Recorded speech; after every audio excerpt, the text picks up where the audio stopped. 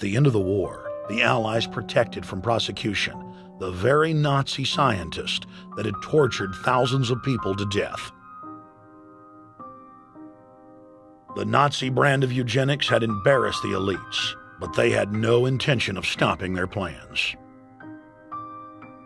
The Allies literally fought with each other over who would get top Nazi eugenicist. It didn't matter if the SS doctors had tortured tens of thousands to death. They were free to go.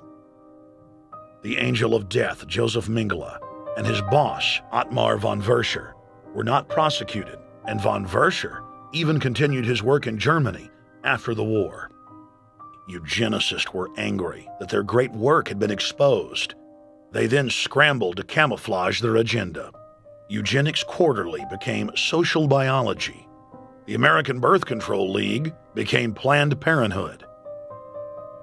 New terms like transhumanism, population control, sustainability, conservation, and environmentalism replaced racial hygiene and social Darwinism. Many eugenicists of the previous period engaged in what they called crypto-eugenics. Purposefully taking their eugenics beliefs underground, they became highly respected anthropologists, biologists, and geneticists in the post-war world.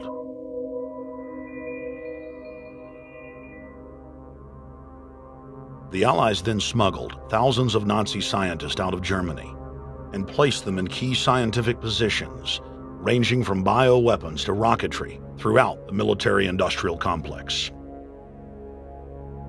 The founder of IBM was a devout follower of Hitler. Thomas J. Watson had supplied his punch card computers and IBM technicians to the Nazis for use in the death camps. Tattoos on camp victims were IBM human identification numbers, which fed into the computers. IBM had used similar punch card systems as early as 1928 in a Jamaican race mixing study. The first real computers were literally invented by a eugenicist for eugenics. UN chieftain and unrepentant eugenicist Julian Huxley argued that since the leaders of eugenics had founded the environmental and conservation movements, that they should be used as vehicles in the formation of a world government. Just as H.G. Wells had envisioned, this government would be controlled by a scientific dictatorship and would be guided by the principles of eugenics. Huxley created the World Wildlife Fund with Bilderberg founder and former SS officer Prince Bernhard of the Netherlands and Prince Philip of England. In the event that I am reincarnated, I would like to return as a deadly virus in order to contribute something to solve overpopulation. Prince Philip, reported by Deutsche Presse-Agentur DPA, August 1988. Aldous Huxley, author of Brave New World and brother of Julian Huxley, gave a speech at Berkeley in 1962, shortly before his death. He admitted that his best-selling book, Brave New World, written in 1932, was based not on fiction, but on what the elite were actually planning to implement.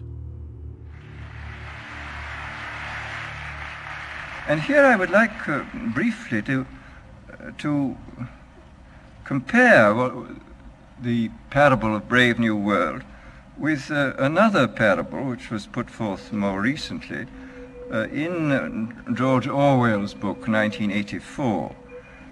I'm inclined to think that the scientific dictatorships of the future, and I think there are going to be scientific dictatorships in many parts of the world, will be probably a good deal nearer to the Brave New World pattern than to the 1984 pattern. They will be a good deal nearer, not because of any humanitarian qualms in the scientific dictators, but simply because the Brave New World pattern is probably a good deal more efficient than the other.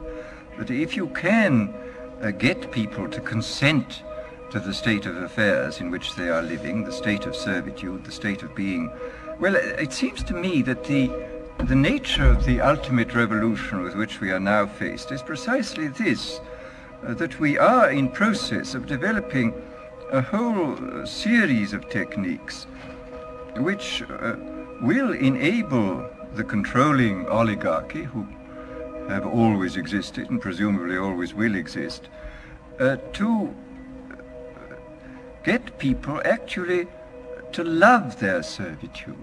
People can be made to enjoy a state of affairs which, by any decent standard, they ought not to enjoy. And these methods, I think, are a real refinement on the older methods of terror, because they combine methods of terror with methods of acceptance. But then there are various other methods which one can think of. There is, for example, the pharmacological method. This was one of the things I talked about in Brave New World. And the result would be that, you can imagine a euphoric which would make people thoroughly happy even in the most abominable circumstances. These things are possible.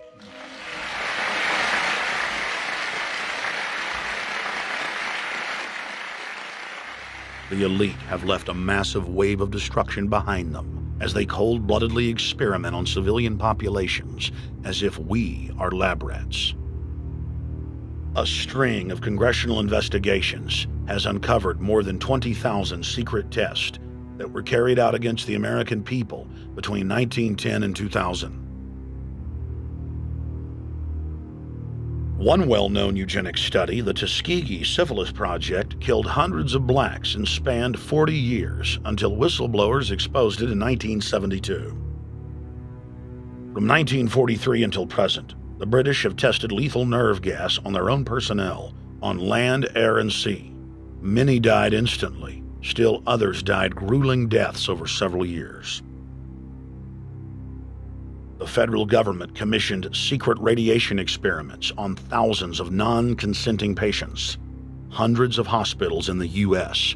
injected healthy men, women, and children with uranium and plutonium at dosage levels ranging from non-therapeutic to lethal, killing many of the test subjects. Pregnant wives of GIs were given vitamins by base doctors that actually consisted of highly radioactive uranium-239 and plutonium-241, resulting in violent miscarriages and the death of the mothers.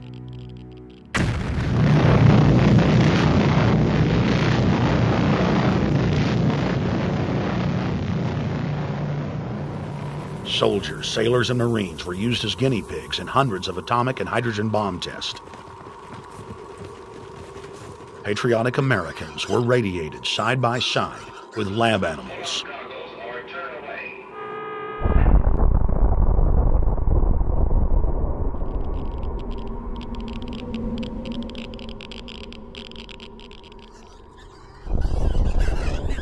Pilots were forced to repeatedly fly through mushroom clouds of DNA-destroying radiation.